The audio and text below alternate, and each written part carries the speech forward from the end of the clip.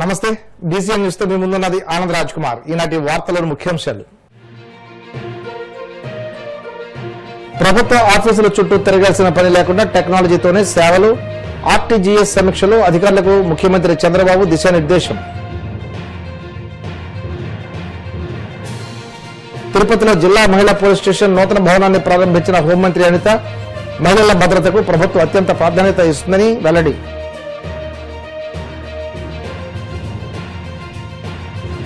కూటమి ప్రభుత్వం సాగిస్తున్న వెన్నుపోటు వంచనపూరిత రాజకీయాలను క్షేత్రస్థాయిలో ఎండగడతాం. ధ్వజమెత్తిన వైసీపీ బీసీ నేతలు.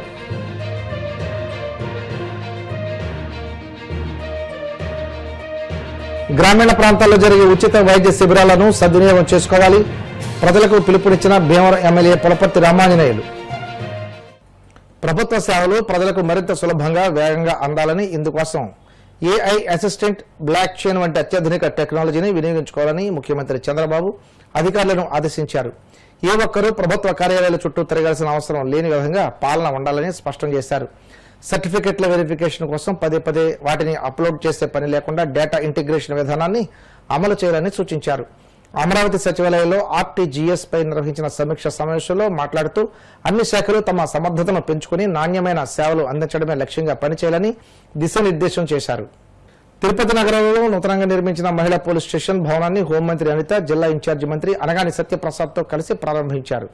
ఈ సందర్భంగా మంత్రి మాట్లాడుతూ మహిళల భద్రతకు కూటమి ప్రభుత్వం అత్యంత ప్రాధాన్యత ఇస్తుందన్నారు.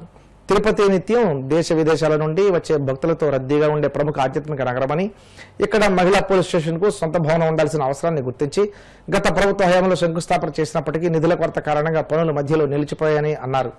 అనంతరం ముఖ్యమంత్రి చంద్రబాబు తిరుపతి పర్యటన సందర్భంగా మహిళా పోలీస్ స్టేషన్ అంశాన్ని ప్రత్యేకంగా ప్రస్తావించడంతో పోలీసు శాఖ, జిల్లా యంత్రాంగం చొరవతో అవసరమైన నిధులు సమకూర్చి భవన నిర్మాణాన్ని పూర్తి చేశామన్నారు.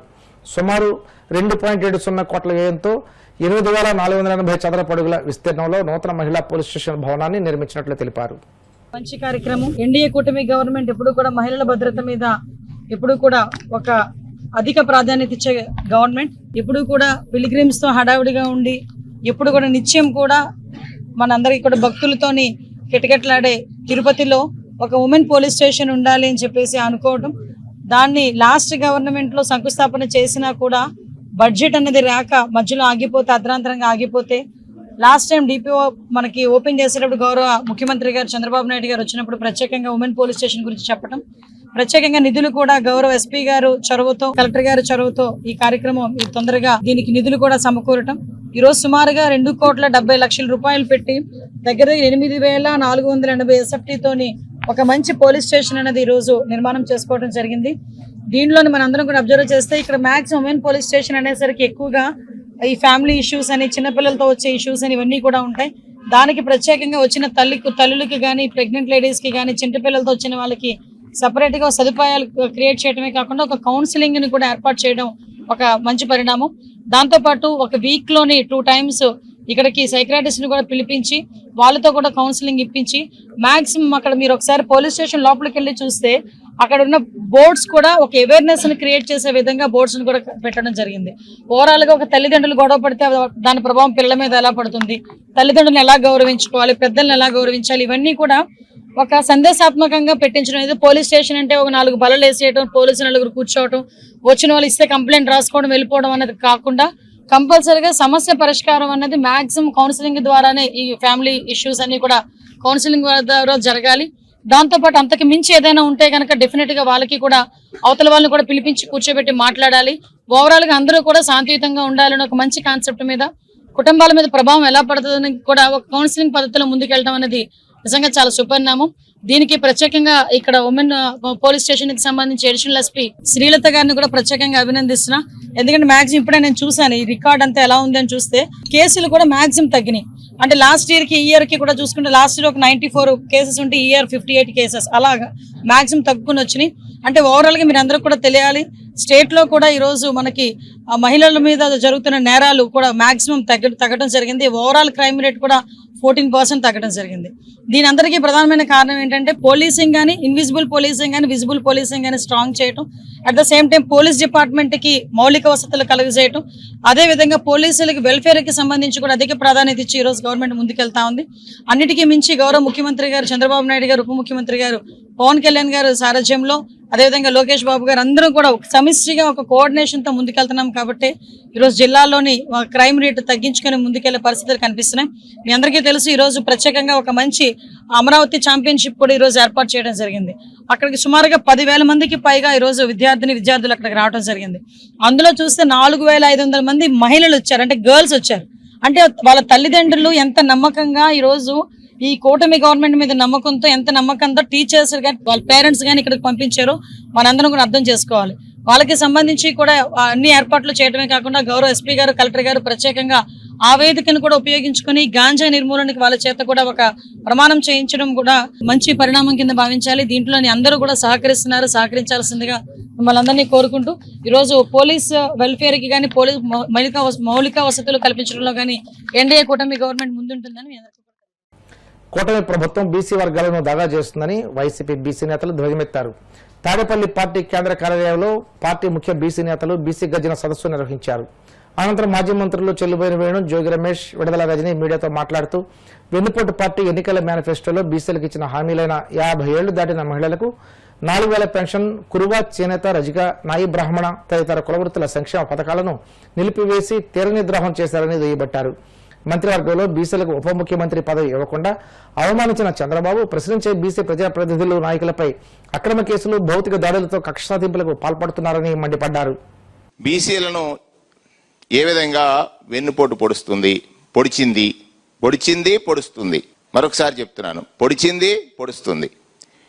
ఈ అంశాలపైన అధ్యయనం చేశాం. చాలా సుదీర్ఘంగా వారి అనుభవాలన్నీ కూడా పరిగణలోకి తీసుకున్న తర్వాత ప్రస్తుత ముఖ్యమంత్రిగా ఉన్నటువంటి చంద్రబాబు నాయుడు గారు ఆయన ముఖ్యమంత్రి పదవి కోసం ప్రతి సందర్భంలో ఒక అసత్యం, అంటే సత్యదూరమైన లేదా నిజం మాట్లాడినటువంటి అబద్ధాలతోటి బీసీలను మోసగించిన విధానాలపైన సుదీర్ఘంగా చర్చించాం. అందుకే వెన్నుపోటు పార్టీ అనేటువంటి ఒక సార్థక నామం ఈ పార్టీకి ఉండాలని, ఎప్పుడు నాకు వెన్నుముక లేదా మాకు బ్యాక్ బోన్ అని బీసీలకు చెప్పి నమ్మించి వారిని మోసగించినటువంటి తీరుని స్పష్టంగా చర్చించడం జరిగింది. సుమారుగా 95 మంది ప్రతినిధులు ఈ సమావేశంలో పాల్గొన్నారు. ఇది ఒక మొదటి వరుస. ఈ సమావేశం ద్వారా తీసుకున్నటువంటి ప్రధానమైనటువంటి నిర్ణయాలు బీసీలను ఏ విధంగా ఈ పార్టీ, తెలుగుదేశం పార్టీ, అది వెన్నుపోటు పార్టీ మోసగించింది అనే అంశాలని రీజనల్ స్థాయిలోనూ, ఇంకొక ఫేజ్ ఇప్పుడు ఏదైతే రాష్ట్ర స్థాయి నాయకత్వంలో ఉన్నటువంటి నాయకులు ఈ సమావేశంలో పాల్గొన్నారో, చర్చించి ఒక నిర్ణయానికి వచ్చారో, దానిని మళ్ళా రీజన్ స్థాయికి తీసుకువెళ్ళాలి. అక్కడి నుంచి జిల్లా స్థాయిలో ఈ సమావేశాలు జరిపించాలి, బీసీలను చైతన్యపరచాలి. బలహీన వర్గాలకి 34% స్థానిక సంస్థల్లో రిజర్వేషన్ కల్పిస్తానని చెప్పేసి మరొకసారి వెన్నుపోటు పొడిచిన చంద్రబాబు నాయుడు, బీసీ సమాజం యావత్తు కూడా, బీసీ మేధావులు యావత్తు కూడా ఆలోచించాల్సిన తరుణం ఆసనమైంది.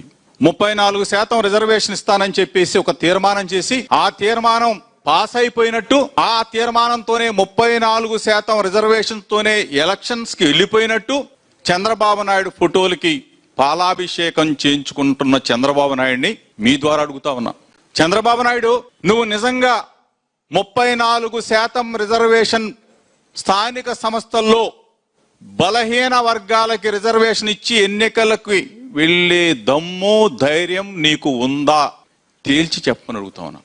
మోసగాడివి, మమ్మల్ని మరలా మేనిఫెస్టోలో పెట్టి అసెంబ్లీలో తీర్మానం చేసి మోసం చేసిన చంద్రబాబు నాయుడు ఈరోజు 139 కులాలు, సుమారుగా 100 మంది నాయకులు, అభినవ పూలే జగన్మోహన్ రెడ్డి గారి నాయకత్వంలో మహాత్మా జ్యోతిరావు పూలే గారి ఆలోచనలు, ఆశయాలని అమలు చేయటం కోసం జగన్మోహన్ రెడ్డి గారిని మరలా ముఖ్యమంత్రిని చెయ్యాలా, ముఖ్యమంత్రిని చేస్తేనే బడుగు బలహీన వర్గాలకి న్యాయం జరుగుతుందని చెప్పేసి అందరం కూడా ఒక్క తాటి మీదకు వచ్చి ఈరోజు పెద్ద ఎత్తున అతిరథ మహారథులందరూ కూడా ఒకచోటకి చేరి రేపు రాబోయే రోజుల్లో ఏ విధంగా జోనల్ స్థాయికి వెళ్ళాలా, ఆ తర్వాత జిల్లా స్థాయికి వెళ్ళాలా, ఆ తర్వాత నియోజకవర్గాల స్థాయికి వెళ్ళాలా, ఆ తర్వాత కులాల వారీగా కూడా అందరినీ సమీకరించి ఈరోజు 29 రాష్ట్రాలుంటే 29 రాష్ట్రాల్లో ముఖ్యమంత్రులుంటే బలహీన వర్గాలని బలవంతుల్ని చేశాడు. వైఎస్ఆర్ కాంగ్రెస్ పార్టీ కేంద్ర కార్యాలయంలో బీసీలకు సంబంధించినటువంటి ఒక కార్యాచరణ, సమస్యల మీద, బీసీలకు ఉన్నటువంటి ఇబ్బందుల మీద, అలాగే చంద్రబాబు నాయుడు గారు ఎన్నికల టైంలో ఇచ్చినటువంటి మేనిఫెస్టోలో చెప్పినటువంటి మాటల మీద మరి వాటి మీద నిలబడట్లేదు అనేటువంటి అనేక అంశాల మీద కూడా ఈరోజు చర్చించడం జరిగింది. అలాగే ఫ్యూచర్లో వైఎస్ఆర్ కాంగ్రెస్ పార్టీ కార్యాచరణ బీసీల కోసం ఎలా ఉండబోతుంది అనేటువంటి అనేక అంశాల మీద కూడా అందరితో మరి 100 మంది దీంట్లో పార్టిసిపేట్ చేయడం జరిగింది. దాదాపు అన్ని కమ్యూనిటీస్ నుంచి కూడా, మేజర్ కమ్యూనిటీస్ నుంచి రిప్రజెంటేషన్ ఉండేలాగా కూడా మరి ఈ కార్యాచరణ పెద్దలందరూ కూడా ప్లాన్ చేయడం జరిగింది. ముఖ్యంగా చూసుకున్నట్టయితే ఈ బీసీ మీటింగ్ సంబంధించి గతంలో జగన్మోహన్ రెడ్డి గారి హయాంలో బీసీలు బ్యాక్వర్డ్ క్లాసెస్ కాదు, బ్యాక్ బోన్ క్లాసెస్ అని జగన్మోహన్ రెడ్డి గారు చెప్పి వాళ్ళని బ్యాక్వర్డ్నెస్ నుంచి బ్యాక్ బోన్ గా ఎలా మార్చాలి, వాళ్ళని ఎకనామికలీ, పొలిటికల్లీ ఎలా స్ట్రెంథెన్ చేయాలి అనేటువంటి అంశాల మీద దృష్టి పెట్టి ఆనాడు జగన్మోహన్ రెడ్డి గారు తమ 5 ఏళ్ల టెన్యూర్లో మనం చూసుకున్నట్టయితే ఓవరాల్ గా కూడా 4.5 లక్షల కోట్లు డీబీటీ, నాన్ డీబీటీ పద్ధతిలో సంక్షేమ పథకాలు అందజేసి మరి రాష్ట్ర ప్రజలకు మేలు చేస్తే అందులో మరి సగానికి పైగా ఉన్నటువంటి బీసీలు రాష్ట్ర జనాభాలో మరి వారికి సుమారు 2 లక్షల కోట్ల సంక్షేమ పథకాల్ని డీబీటీ కావచ్చు, నాన్ డీబీటీ పద్ధతిలో వాళ్ళకి ఇచ్చి వాళ్ళందరినీ కూడా స్ట్రెంథెన్ చేసి బీసీలు అంటే బ్యాక్వర్డ్ క్లాసెస్ కాదు, అన్ని విధాలుగా కూడా స్ట్రెంథెన్ చేసి ప్రతి జిల్లాలో, నియోజకవర్గ స్థాయిలో, రాష్ట్ర స్థాయిలో కూడా మరి ఈ కార్యాచరణ అనేది ఉండబోతుంది. ఒకటి, ఆనాడు జగన్మోహన్ రెడ్డి గారు బీసీలకు మేలు చేశారు, అండగా నిలిచారు అనేటువంటి విషయం నిజం. మీరు మోసం చేస్తున్నారనేటువంటి విషయం కూడా అంతే నిజం. కాబట్టి మీరు ఇచ్చినటువంటి మాట మీద మీరు నిలబడండి. అలాగే బీసీలకు చేయవలసినటువంటి మంచి గురించి వైఎస్ఆర్ కాంగ్రెస్ పార్టీ పోరాడుతుంది, నిరంతరంగా పోరాడుతుందని కూడా తెలియజేసుకుంటూ థ్యాంక్ యూ. ఇప్పుడు కాసేపు ప్రకటనలు.